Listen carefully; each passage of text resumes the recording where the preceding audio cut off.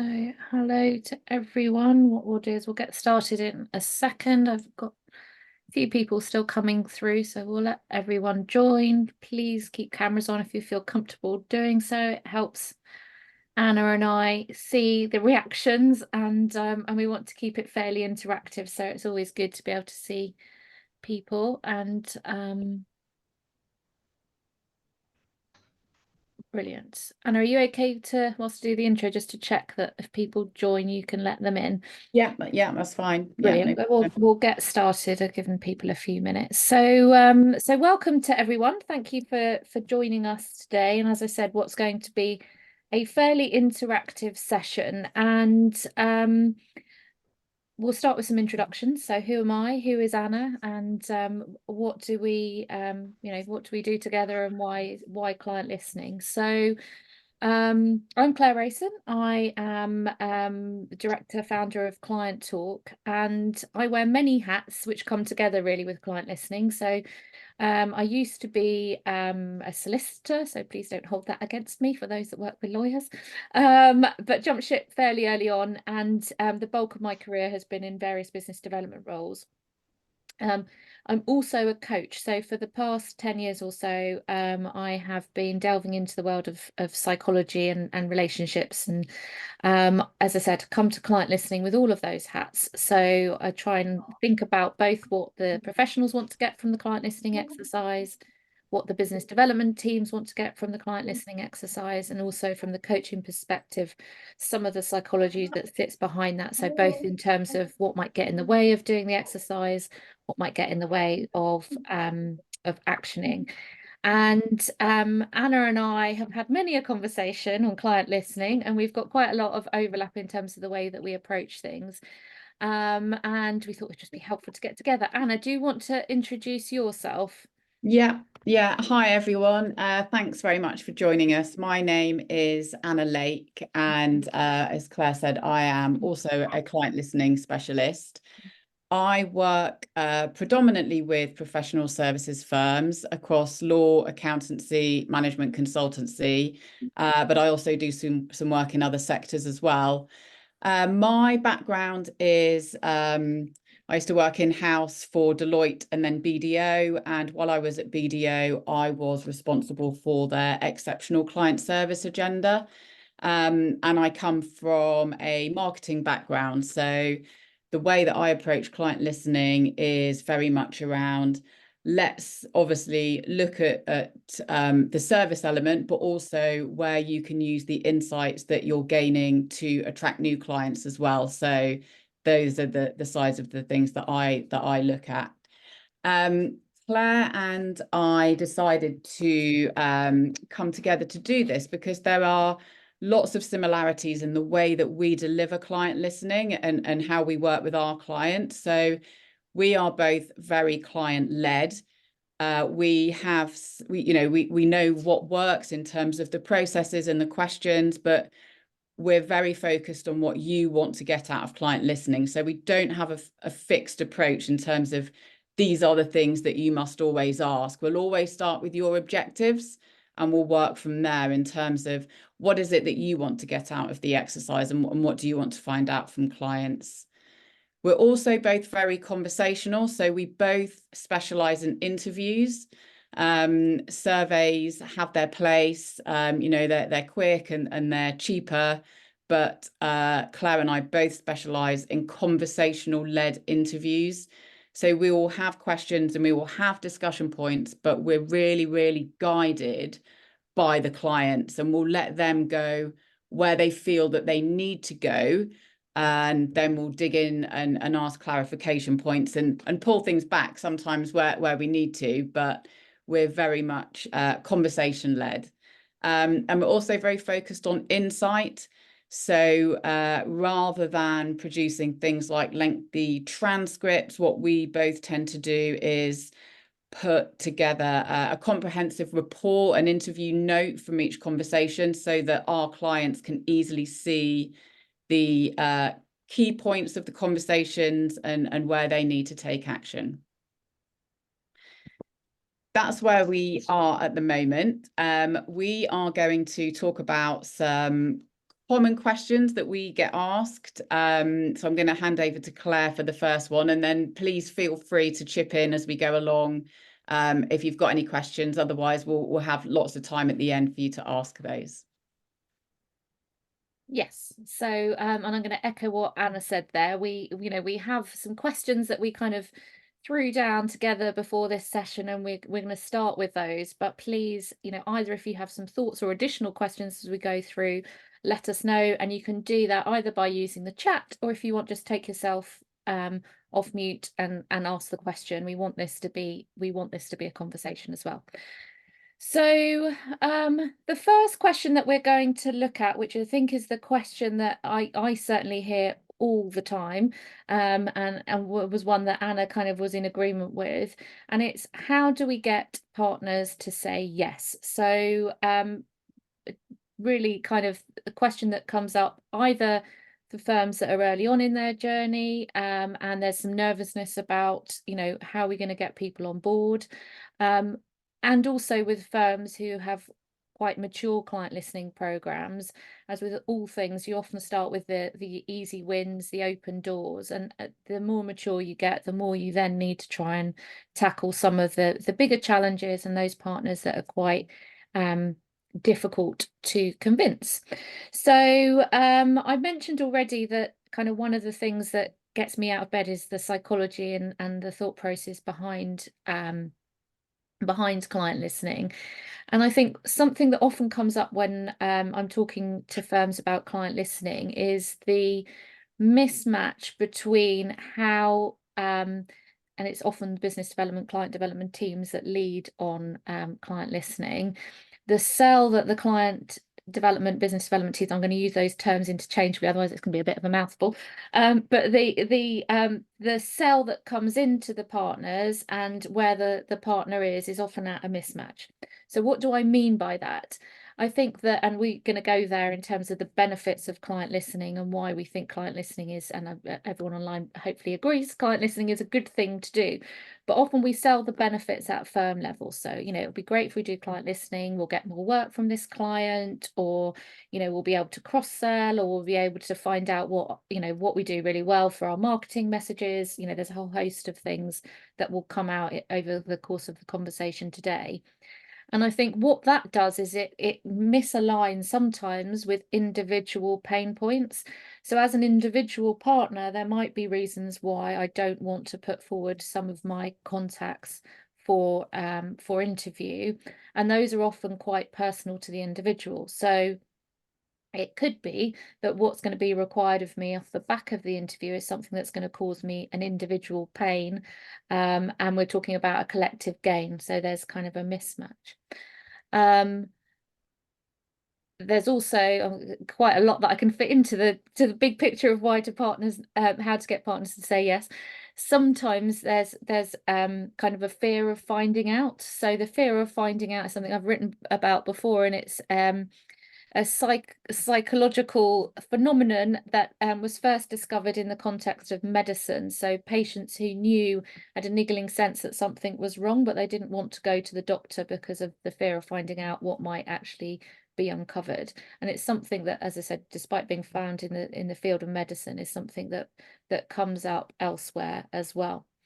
So lots of reasons why partners might not be saying yes. And I say partners, it could also be senior associates or client leads, or different firms will have different people leading the relationships. How do you get around that? I'm going to give some of my thoughts and pass over to Anna, who will have some of hers. It will come as no surprise, being as though I'm a coach, that I kind of lean a lot on coaching techniques in terms of how to convince people to do things. And I think it's fair to say that most firms, and there's nothing wrong with this approach, will start with the easy wins, will be able to demonstrate some benefits, and they can play those back into the firm. And that's something that I would advocate. Why does that work? So if you want to try and get someone to do something, and it's a tool that many coaches use, there are two measures that you can kind of play with. One is important. So how important is it for the person to do the thing that you're asking of them? And often with client listening, as I said, it's this misalignment between, we sell it as it's important to the firm, but we miss that it's important to you as an individual to get this feedback. And then the other measure is whether people think that they can do the thing that's being asked of them. So in the context of client listening, we're not talking about conducting the interview necessarily, but what might come out of that interview, what action might be needed, and does the individual partner feel like they have the resources to be able to do whatever it is that might come out of the exercise. So lots there. I'm conscious that I'm doing a lot of the talking. I want it to be conversational, so I'm going to bring Anna back in terms of her views. And if anyone's got any thoughts, please do. Let's make this a conversation. We've got a nice number online, so we can do that today. Anna. Thanks, Claire. I obviously totally agree with all of those points, and I think practically, as Claire said, when you do get more mature, that is when you really need to try and get some of the partners that can be trickier.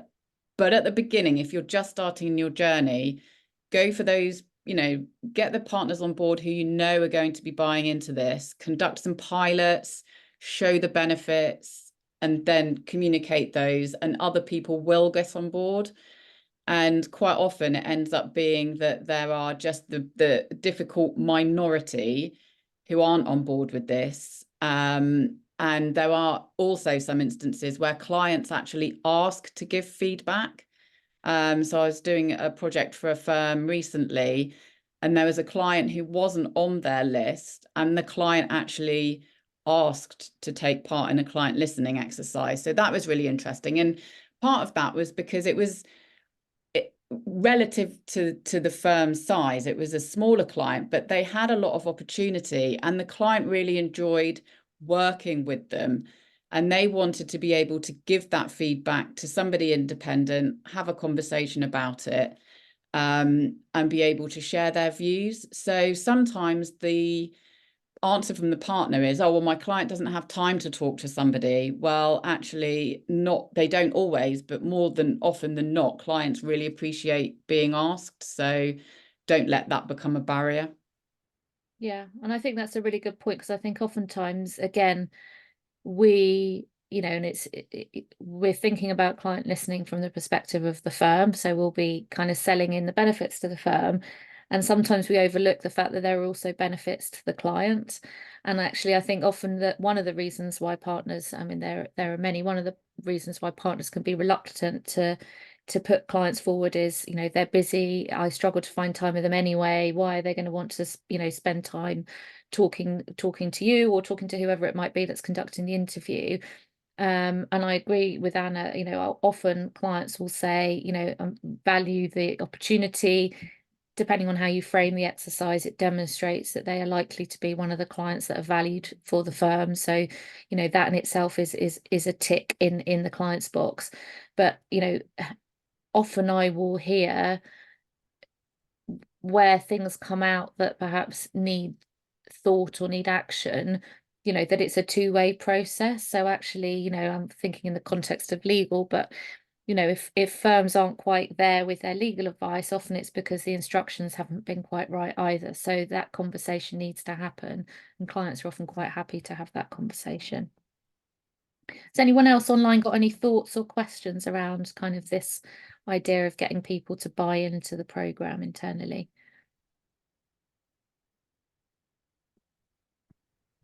Hi, it's Catherine here. I think, I mean, one question or one point that comes up quite a lot, and I'm sure everyone on this call has heard it countless times from partners when you're approaching them to see if we can, gather feedback, is I know my client. There's nothing that, you can find out that I don't already know, which is obviously a delicate kind of argument to tread around. You don't want to offend the partner, because clearly they might have a very good relationship with the client, and they might know them very well, but it's trying to find the right way of basically saying to them that yes, you might know them well, but actually here's still an opportunity to find something out that perhaps you don't know, or let's just challenge our assumptions, blind spots, etc. How do you go about doing that when no doubt both of you have faced that countless times as well? Yeah, Anna, do you want to go first? Yeah, thanks, Catherine. That's, yeah, great question. So in some instances, our clients, so firms do find out something different because they aren't necessarily asking the questions that we would ask, or going to the places that we would go to, or it's when you're having that client listening interview, it's a different space than the partners are usually having a conversation with in terms of their clients. So quite often I'll get a briefing from a firm to say, you know, this is the client, these are the issues, this is what we do for them. And it will come back as something, you know, there are quite often some surprises. Partly, I think it's that space because it's a different kind of conversation. I've got other clients one client came to me and they said, we know our clients are really happy, but we want to find out why they stay with us, why they buy us, why they refer us, why we're different from our competitors. So even though they knew that they had happy clients, they still wanted to go and get that external verification. And I just want to pick up, there's a question in the chat that I just wanted to pick up, which I mentioned that point around why did the client want to take part in the exercise. Partly it was because the partner who was originally engaged in a project had left partway through a deal, and an associate had taken on the project, and the client wanted to make sure that that associate got appropriate praise. So they felt that the associate had done a really, really great job of taking the case forward. They got a great result for them, and they wanted to make sure that the feedback from them was passed on to the firm. The client, quite often, Claire will have the same. You speak to ex-lawyers, you speak to ex-private practice lawyers who are now clients, who are now GCs. And he felt that a lot of feedback for individuals comes from within the firm, and he wanted to share his view as a client on the performance of this associate. Yeah, and I think it links in actually together, doesn't it? That, you know, I think sometimes feedback, when we hear the word feedback, and I'd invite you, you know, outside of this call, think about how that word sits with you, because I think that, you know, often that comes up a lot actually in coaching conversations about often when we are reluctant to give feedback, it's because how we ourselves deal with the receipt of feedback. And it can have a very negative tone. So, you know, we are going in to find something out that, you know, might not be positive, or we're going in to find out something that we don't know, can also go down kind of a negative road. But I think often we forget that it can be about the positive. So actually it's a really nice example. I always give clients the opportunity, talking, if we're going to be cross-purpose with clients, by clients I mean the people in front of me who I'm interviewing, the opportunity if they want to give someone a shout out, because often it's the people who perhaps sit underneath the partner that get a little bit forgotten. And, you know, where you can get that feedback from a client, it's a massive boost in a market where we're, you know, looking to retain talent in firms. To be able to understand who are the individuals that are really standing out is brilliant. And I think it goes through the chain of what we've been saying in terms of when you're talking to partners, and there's 101 reasons why they might say, well, we know everything there is to know, or it's not the right time, or, you know, everyone will be able to list off a list of excuses as to why it's not the right time or why it's not the right client. But in addition to kind of having it framed differently, I think sometimes we just lose sight of some of the things that make it magical, and people, I think it is personal feedback when you talk about professional services firms, because you are working with individuals, and individual clients don't necessarily want to give positive or negative feedback to the person who they're talking about. So having that independence can really help, you know, find best practice to provide opportunities to praise people that might otherwise go under the radar, you know, and uncover things that perhaps can be done differently. Please do keep the questions coming. We're going to park that one for a little bit now, because we have, as I said, we have got a list of questions that we know that we hear all the time. And one of the things that Anna and I thought would be interesting to to talk about is whether or not you have a feedback culture, because I think it's something that both Anna and I hear, perhaps not as a question, but certainly it's something that comes up in conversation a lot when we're talking to professional services firms. And often it's the perspective of, well, we have a feedback culture, we're quite advanced, or you know, we're safe here, we can share feedback back in, and you know, all of those kinds of things. And Anna and I were reflecting that actually when we work with clients, it's often quite clear whether or not that's true.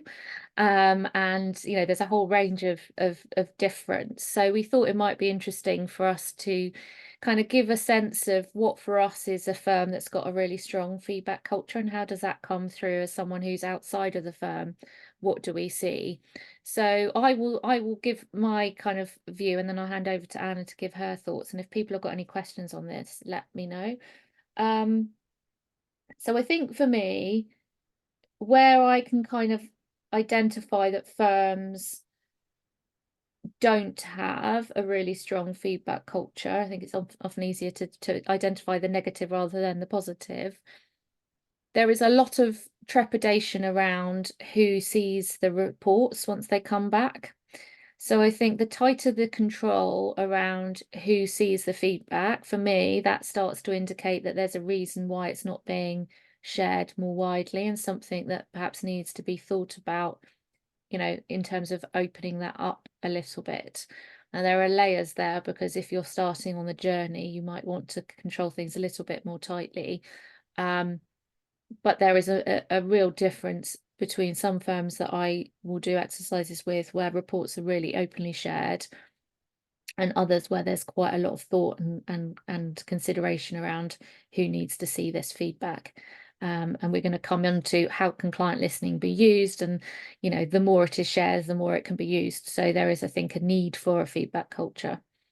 Anna.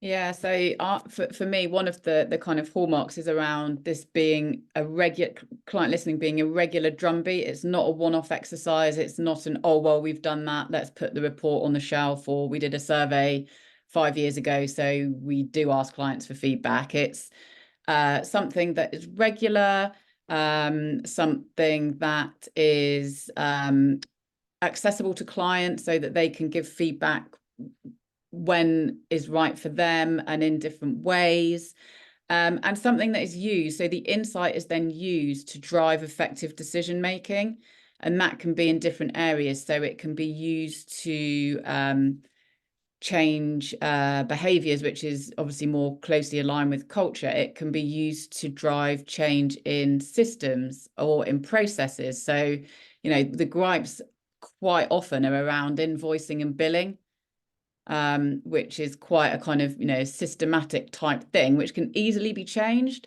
but it's showing that you're listening. So what I love is when I'm doing repeat interviews with people that I've spoken to a couple of years ago, is hearing how things have changed. And that, you know, that is what Claire and I want to hear all the time, is, you know, that you know, clients speak, the firm listens, and they do something about it. And that just shows that they've got that culture piece and that they're getting that right. Yeah, and I think, I don't know if we've got anyone from My Customer Lens on the line. If you are on the line, then make yourself known. But both Anna and I work with My Customer Lens. They are an AI solution, but the reason why I'm kind of throwing them into the mix is because I think that technology, and you know, both Anna and I are not tech experts, but we know how tech can be used to kind of enhance client listening. And I think there is a real shift to making sure that you're listening all the time. And how do you do that? You don't do it through interviews. So, you know, Anna and I do interviews, but you know, whichever firm chooses to go externally for interviews will have a limit in terms of the budget that they have to go out. So there is always going to be a limit to how much you can go with external interviews. So for me, the real kind of holy grail of having a culture of listening is where you listen outside of those formal opportunities to listen. And that requires everyone to be having, you know, their ears open, but to be capturing and collating the information that's coming through. So what does that look like? It means that, you know, in those one-to-one conversations that partners, associates are having with clients, that information's being captured, both the good and the bad. It means that you're also listening for opportunities in places like events. So I think, you know, there are often, you forget as a consultant that themes come up in a whole range of places, and are you capturing, you know, what are we hearing outside of, you know, the one-to-one meetings? And you know, technology now exists to be able to capture that, to be able to scale that. Anna, do you want to add anything on the tech side? No, I don't think so. I think it's, yeah, I think the more that you can collate those themes that are coming through, I think the better, because as Claire said, you know, feedback is not just, or listening is not just through the interviews that we do. There are a number of sources, but it's important to pull all of that insight together so you can really get a true picture of the themes that are coming through. Yeah, and I think again, added to that, and if people have got questions on this, please do throw them in. I think you know, that clients now, I want to say expect to be heard, and I think actually a number of clients do expect to be heard and listened to, because I think client listening isn't new, and I think particularly when you think about big sophisticated clients, they will be used to having different advisors going in, asking them questions, and I think it is almost an expectation that that will happen. And again, going back to what I was saying in terms of benefits to clients, and Anna, your lovely example about a client actually wanting that to happen, I think that's, you know, it's moved on from it being something that sets firms apart. I think it's almost, if you don't do it, it probably sets you apart. But actually how you conduct that interview has changed, and I think there are so many ways that you can be clever about the way that you frame those client listening exercises, and part of that is demonstrating that you're listening to them continually and playing back some of that insight into the client meeting. So, you know, where you see themes with clients, going in, checking that, you know, you have heard them correctly, checking that, you know, if you've actioned something, is that what they were expecting? Has it met with expectations? Is there more to be done? I'm going to pause to allow for questions.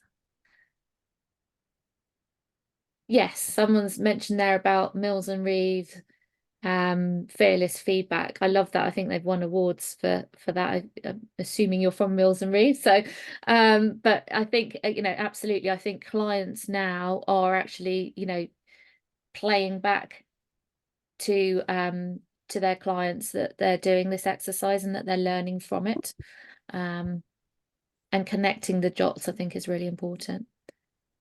Yeah, sorry, I've realised I've not put my name in properly.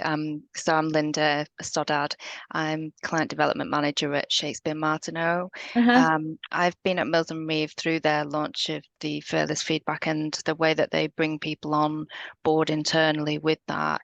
And it's about, you know, encouraging the client to say exactly what they feel and what changes that they need, but also bringing people internally along with that, and being supportive and embracing that feedback to make changes. And like I was mentioned earlier, generally a lot of people have gripes about billing and processes often, rather than the service. And a lot of the time the services around communication, and not enough communication when you probably think you communicated and mithering the client a lot. So really just be able to check that client's perspective.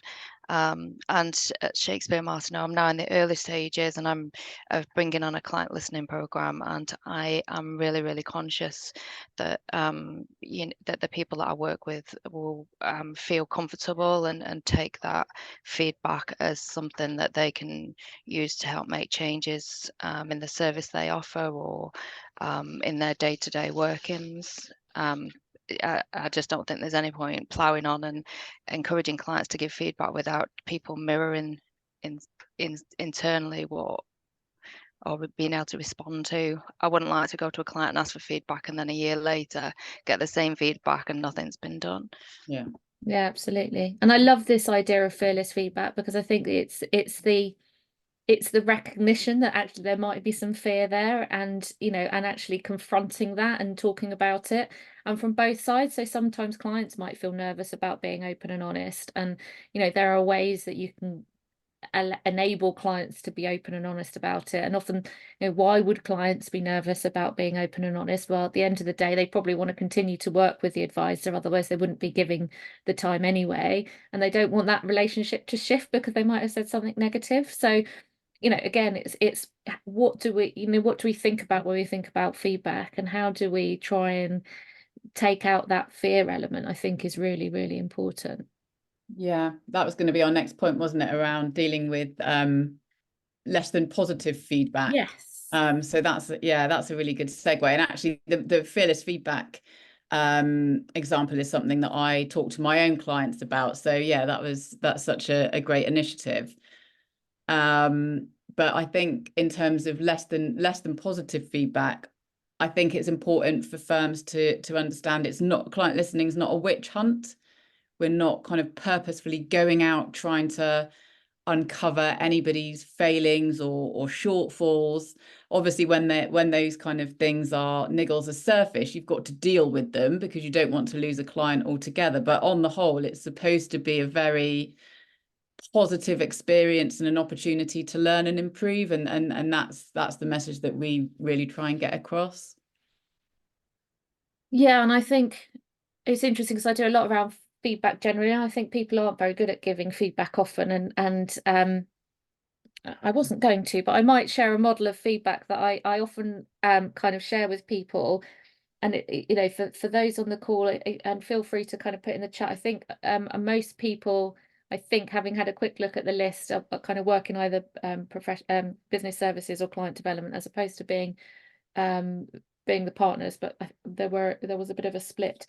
But anyway, one of the ways that and one of the reasons why people can kind of like that when it's feedback is because it can be quite personal, and where you're attacking something that's personal to someone, it's quite hard for them to change. So what happens there is they then close off and get defensive about things.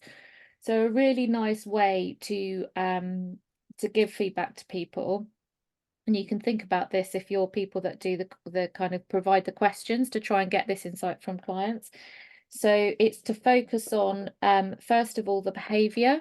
So what is the observable thing that you're talking about, and the reason why you talk about a behavior or an observable thing is because it's something that can be changed, so it's not personal to an individual. So for example, you always send me emails at 10 o'clock, and then what you do is you talk about the impact that has on if it's about you, or in this case it could be the client. So it has been noted that you always send emails at 10 o'clock, and the impact that has on that person is they feel like they have to be working late at night.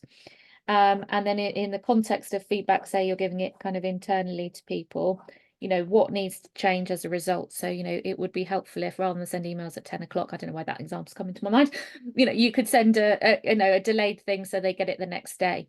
So by depersonalizing it makes it much easier to swallow, and by identifying what is it, the exact behavior that needs to change, it makes it much easier for someone to think about how you change it. So if you are someone who's receiving client feedback and you want to kind of delve a bit deeper, often people, when they're giving feedback, if it's negative, will say, what's something that comes up all the time?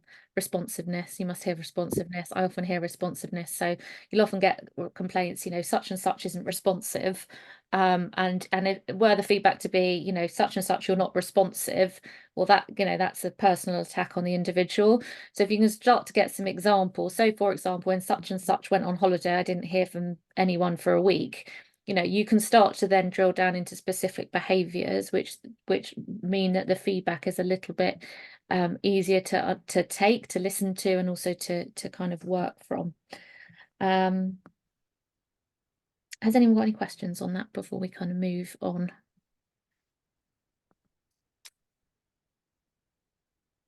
No. So I'm going to attempt to share a slide, because what we wanted to do was think a little bit about how we can use feedback at different stages of the client journey, the funnel. And Anna and I come together quite nicely on this, because I kind of, my starting point is always the bottom, and Anna's kind of more marketing background, so then we kind of come up together. So let me share what you will all know anyway, because it's the hopefully I'm sharing the right thing. Yeah. The marketing, I really like this, because normally I do sales funnel. This is an hourglass, and I think it actually works much better. I don't know if those of you online have seen this hourglass model of sales funnel. I think it works quite well for both thinking about client listening, but also for professional services firms. So what we thought we'd do is we'd just give our kind of thoughts on how client listening can be used, and if anyone's got any questions or thoughts, then please do throw them in. So Anna, do you want to start us off on the kind of top of funnel piece, and how firms can think about client listening and using it slightly differently, maybe? Yeah, absolutely. I suppose the first thing to say is to get the most value out of your insight, start with the question. So start thinking, you know, what do you want to get out of it? What do you want to find out? What will be most valuable for you? As I said, you can use the insight to help with decision making. So what will help you to set your future direction and help you to make investment decisions? So you can use the client insight to kind of, you know, to find out why clients engage you in the first place, why they stay with you, how they came across you. And if you're getting a lot of work through referrals, then do you need to be including referrers potentially in your client listening as well? Because they will have a view on why they would refer contacts to you over somebody else. So they can also provide great insight. You can also find things out, you know, how they came across you. Does anybody actually read directories? Sorry, but, you know, that's a big thing, a big conversation in legal at the moment. But a lot of clients say to me, can you find out if our clients actually care about directories? Most of the time, the answer is no. I'd echo that as well. Yeah, and unless they are looking for an advisor in another jurisdiction where they're not present. But generally, if they're looking for a domestic advisor, they will not look at a directory. They will go on previous relationships, or they'll ask for a referral. They don't use directories. So you can obviously find out topics of interest. So one of my clients from their client listening program managed to map out a whole year's worth of content because they knew which topics were of interest to clients. So it takes the guesswork out of things. Obviously, you can find out how you're perceived in the market, how you stand out from competitors, and all of this insight can help to boost your position in your chosen market. So at the top of the funnel, you can obviously use a lot of this content for campaigns to attract more people in your target markets. Bit further down, consideration and intent, you can use quotes from client listening in your proposals. You can also get a really nice feel around why clients like to work with you to help you inform your approach, which clients really love to see in proposals as well. So how are you different from others? What is it like to work with you? And then obviously you can use the happy clients as referees in proposals. So when I was at BDO, we did quite a lot of work building up an advocacy database. So we knew which clients were happy to recommend, and we could go back to those people when we had important proposals. Thanks, Anna. And I think kind of the thing that I would note there on that top of funnel piece, it goes back to the culture that you have within the firm and what information are we collecting, because actually I think oftentimes, you know, different firms will do this slightly differently, but client listening is often seen as an activity to get closer to specific clients, to grow key accounts, and it absolutely should be part of that process. But the danger, I guess, of doing it very much as a key account type exercise is that you then don't have the ability to be able to read across all of the different accounts and think about, well, actually, what are the themes that are coming out and how do we draw those in and start to use them and, you know, bring them in. So, for example, at the top of funnel, you might be looking at pitch feedback. So what are we winning? What are we losing? Why are we winning? Why are we losing them? But that can then also be informed by some of that key account stuff. Yeah. In terms of the bottom of the funnel, I think that's where most people, as I said, think about client listening, not least because if you go out, there is a cost. So, you know, tends to be when Anna and I are instructors, I'm sure it's the same for you, Anna, you know, it starts with key accounts, it starts with the big accounts, it starts with the big spenders, then you might start to see some, you know, big referrers come in, you know, it is rare. And again, it talks about the maturity of a program. You know, I will with firms sometimes speak to, you know, clients where actually the spend's going down. Really good example of firms where, you know, there is a feedback culture because they can see that something's not quite right and they're, you know, fearless and will go in and talk to those clients, or perhaps people who have been lost along the way. Again, an example of being brave and going and finding out some of the stuff that perhaps might not be quite so positive. But I'm going to kind of give this bottom of funnel or hourglass as an example of some of those, oh, well, we know everything there is to know about them type clients, and to start to think about, well, how can we use actually this bit of the hourglass with those clients? And Anna's already mentioned about advocacy, and I think often we forget that there will be clients who actually really want to sing our praises. And how do we leverage those clients? You know, what are they interested in? How might we be able to get them in front of other clients that would also be of benefit to that particular client? And, you know, and opportunities that can then throw out of that. I don't want to go too much into each of the levels at the client level unless people have got questions. But I think looking at this from different angles, one informs who might we go out and speak to, because I think, you know, at the top of this hourglass, it's clients that perhaps have recently gone through a process with us, have been recently in the market looking at what's available, and will have a really good idea of how we compare to others, versus at the bottom, those who are perhaps really long-standing clients and thinking about, well, what, you know, what might they go out and say about us, and how can we make sure that we're putting them in front of the right people?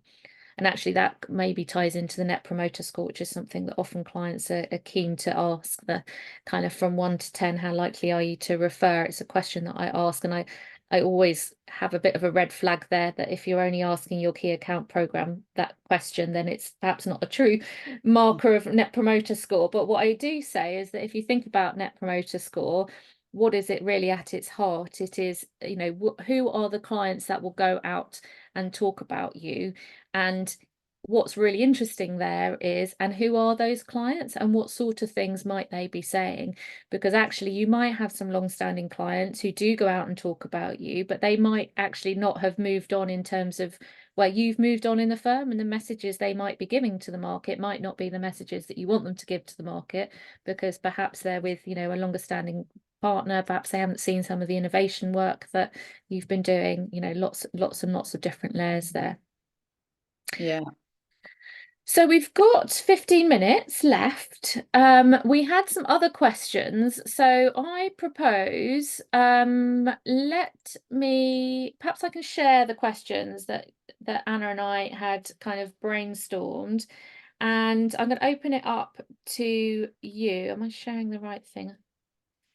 While you're doing that, Claire, I'll just add a point on Yep. Net Promoter Score, which sometimes comes up with my interviews, is that a lot of you will have heard of key person risk, where the client is really, really attached to the partner or the team, but they have less loyalty to the firm.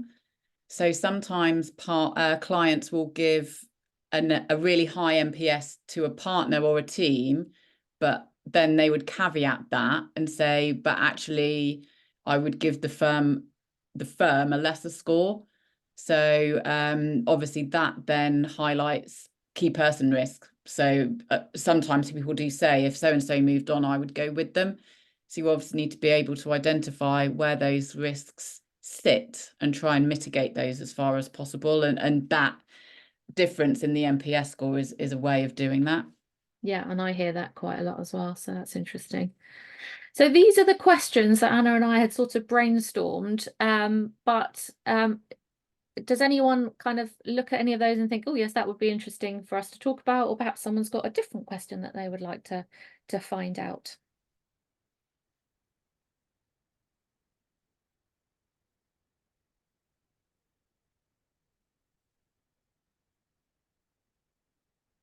Any thoughts? Feel free to. I think, hiya, sorry. I think the who should be listening to our clients is an interesting one. It's something we're doing increasingly more with our BD team, but it's obviously trying to match up quite often as well the right people internally to the right clients and trying to keep it impartial. So just any insights you've got on how you select that or your best approach would be useful. Yeah, so my belief is that we should listen to our clients as much as possible, and I recognize therefore that means that you shouldn't always be going outside for client listening, because as I've said already, regardless of how big you are as an organization, you will have a budget, and you shouldn't be using the budget to kind of decide how much listening you're going to do. I think that if you bring it in-house, or a significant part of it in-house, there are then two sides to that. One is to have someone in-house who is independent of the relationship doing the listening. And I think that if you go down we want someone in-house who is independent doing the listening, it makes sense for that to be a business development or client development team. Why? Because of the layers of complexity of getting a fellow partner or a fellow accountant, lawyer, whatever, doing the listening. I think that adds an additional layer of complexity that is tricky to manage. I do a lot of training with in-house teams, and what I find is it is often a relief when I train in-house teams to realize that really the key skill is listening, and it's not about providing the answers, and it's not about going in with a set list of questions. And I think once people understand that, they breathe a bit of a sigh of relief and a much more, I remember when I was, I've always had client facing roles despite being kind of business development, so I've been quite lucky in that sense.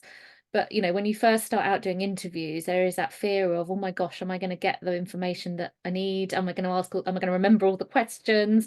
What if they ask me something that I don't know?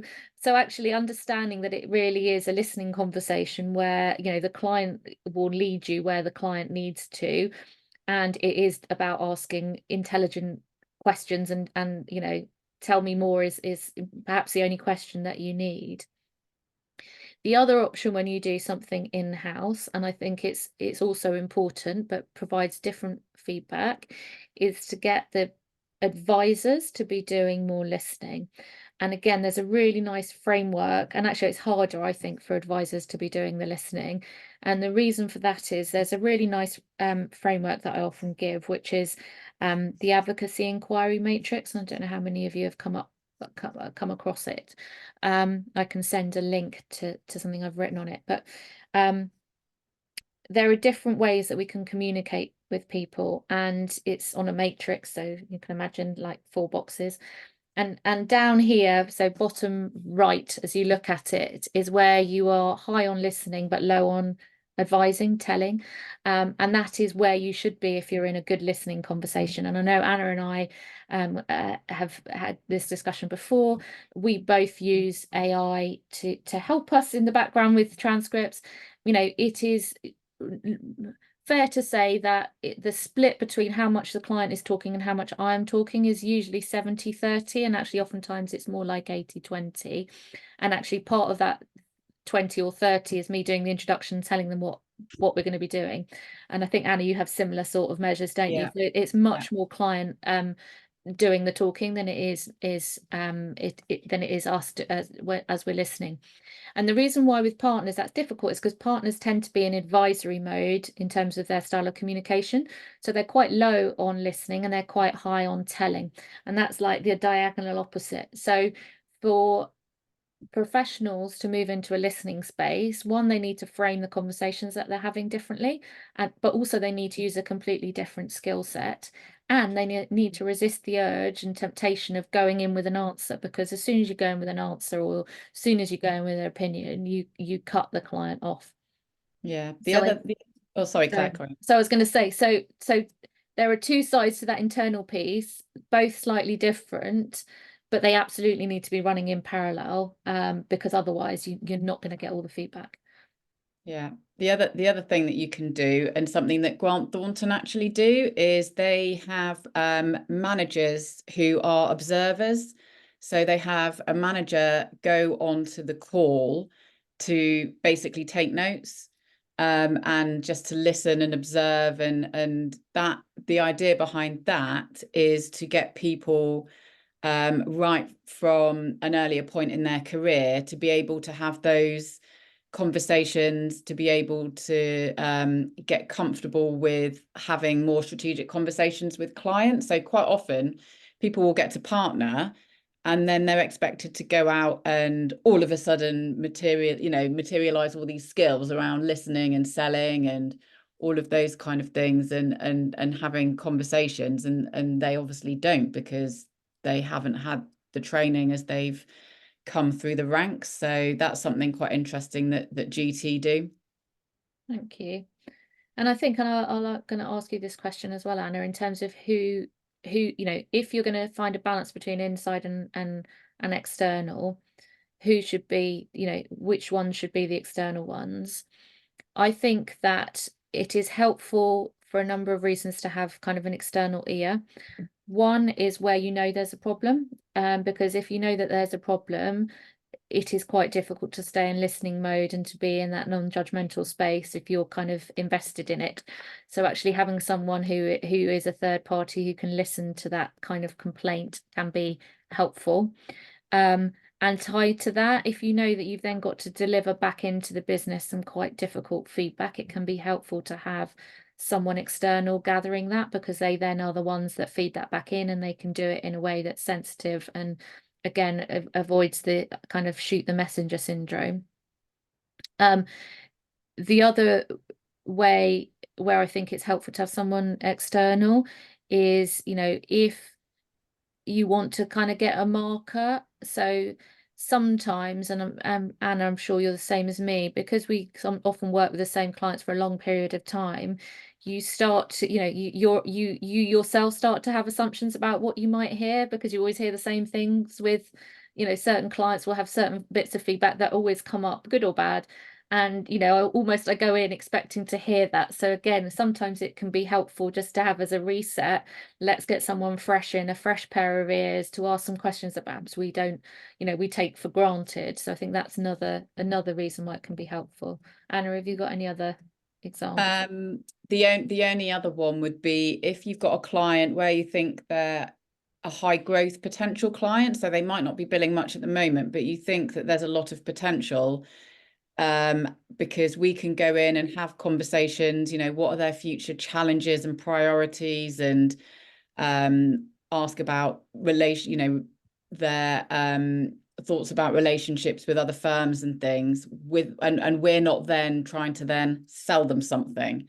So we don't have that in us. We'll just take the information in so that our clients can go back and have more of a considered conversation. Oh, you said that you wanted to grow in this area. We'd love to have a conversation with you. Can we come and introduce? So those kind of conversations, I think it's good to have an external person as well. Thanks. Any other questions on the line?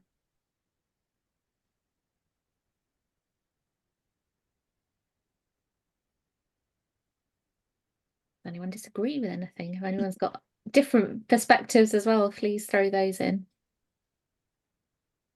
Can I just ask Claire on frequency? Obviously, it's quite a big investment to do interviews, but and people say even once a year is not necessarily enough. So do you have any sort of tips on how frequent you might talk to clients and how you might do that, whether that's through an online questionnaire or any other sort of means of doing it? Yeah, thank you. And Anna, you'll have some thoughts on this as well. I think, for me, this nods back to, do you have a feedback culture and how are you collecting feedback? And making it really easy for clients to give feedback, continually is really important. So there are really simple things that you can do in that regard. So for example, I have a link at the bottom of my signature, which gives people the opportunity just to sort of tell me how I'm doing. I signpost people to that. I signpost my clients to that, so they know it's there. The reality is they tend not to use it, but they know it's there. I will also always ask when I'm sending, when I'm finishing a matter, for feedback. So how have I done with this particular piece of work? And I think, end of matter tends to be where lots of firms will do a listening exercise, because I believe, and I know Anna believes as well, that you should listen because you want to make changes. Actually giving space to be able to have that feedback through a matter is almost more valuable, because you can make changes through a matter in a way that you can't at the end. And this goes back to the balance and who's doing the listening exercises.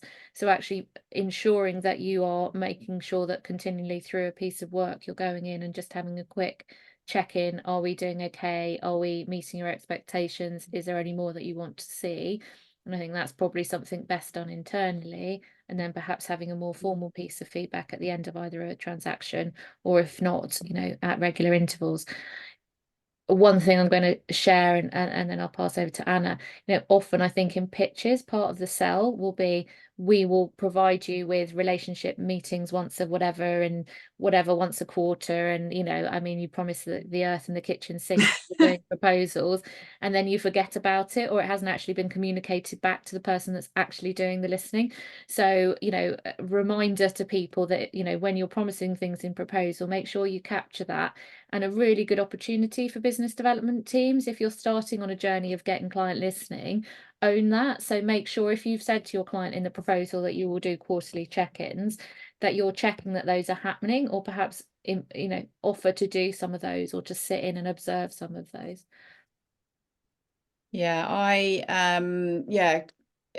It's all different for different firms, different size, different budgets. So some firms I do kind of 6 monthly interviews for. One of the bigger firms that I work with, I kind of do their very top clients every 2 years, and then in the intervening year the kind of tier below, so that works quite well for them, and then they will also do surveys and things as well. One of my clients who's in management consulting, actually, they ask more along the journey. So they're very much around change and transformation, and they want to have an open dialogue with clients from the very start. So I go in and do kind of just 15-minute kind of welcome interviews. How is the onboarding? How are things going so far? Do you foresee any challenges to delivering? And they're just very short meetings, but they kind of set the tone. And then further along, if it's a longer engagement, I'll do what they call a pulse. How are things going? How have any issues been dealt with? And then an end of engagement review as well.